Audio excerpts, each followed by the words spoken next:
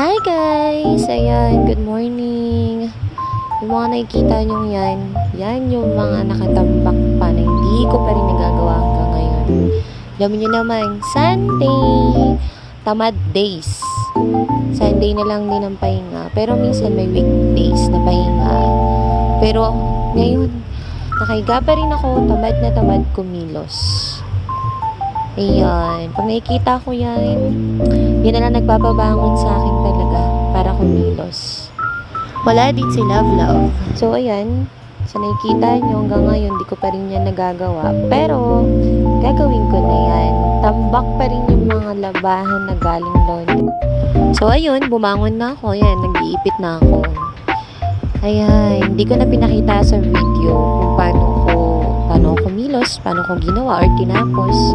Ayan na yung finish. Ang sarap din sa pakiramdam kapag nakikita mo yung kwarto mo, ang ganda at ang linis. Tsaka malalaman mo talaga sa tao kung malinis siya. Pagdating sa kwarto at sa CR kung malinis. Ayan. Naayos ko na yan. Fix na.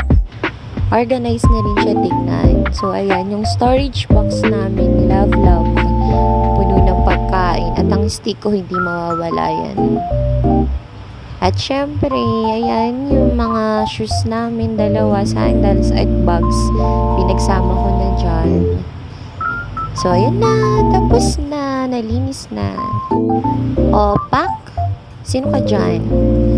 Ayan na, nakapag-ayos na rin ako. So, aalis na lang. Pupuntay na ako sa'yo, Papa. Wait for me. Bye, guys. That's all for today.